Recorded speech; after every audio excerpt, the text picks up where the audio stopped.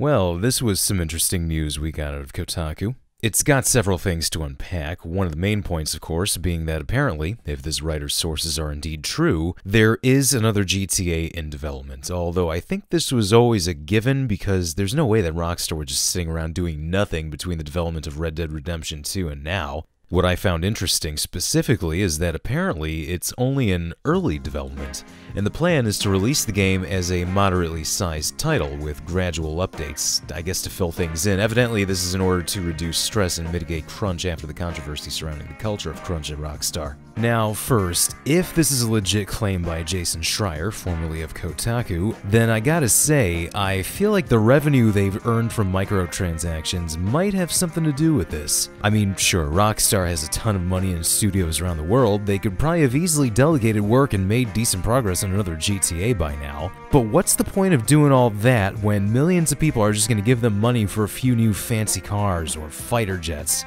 Or the flying motorbike that shoots missiles like from Saints Row III. Rockstar have made a ton of money selling these things. Personally, I've never bought one.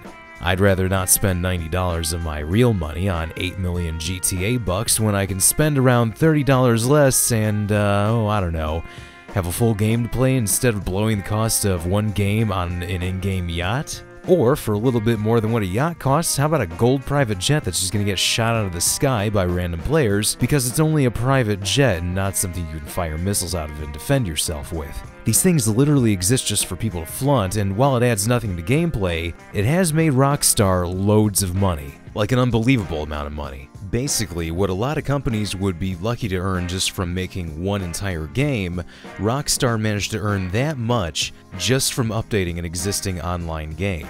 And if you factor in how Take-Two really wants to see microtransactions implemented in all of their future titles, then it kind of makes sense why they would want GTA Online to be prioritized over anything else. Especially when it's still making this much money. You know, I was actually kind of surprised to read about this. I know Red Dead 2 was being worked on for a while, and I know that that was a major project all on its own.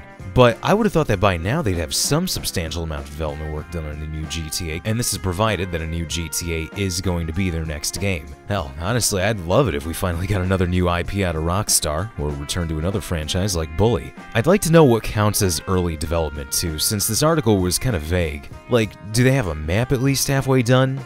Did Dan Houser get to write any of the story before he left? Was there a major change at some point over the past few years that resulted in the game's production basically getting put on hold? If these claims are legit, then all we can really do is speculate for now, but I will say that I think that they have at least had an idea for another GTA since 2013. Typically, just before Rockstar are about to release a new title, they're already coming up with ideas for another one in the future. Vice City's development began shortly before GTA 3 was out, and GTA 5 was reportedly being planned a little before GTA 4's release. I think that they might have been coming up with some ideas for GTA 6 around the time that 5 was being released, and who knows, maybe that claim of early development was something that got misinterpreted, or something that one of the employees was just incorrect about. I don't know why, but I also feel like there's been some major reorganizations occurring within the company too. Leslie Benzies and Dan Houser both departing over the last few years was surprising, and don't forget about the controversy surrounding their company culture, the lawsuits, etc. And in the article, an anonymous employee stated that there were still certain bad eggs within the company, and that while not all are gone, it feels like their days are numbered. That alone is pretty interesting because it sounds as though they're trying to show that they are changing as a company.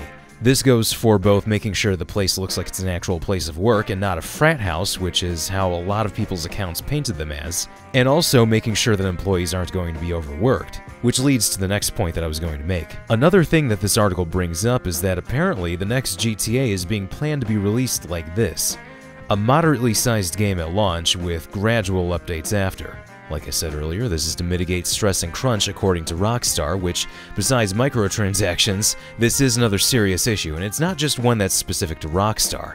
It covers the entire video game industry.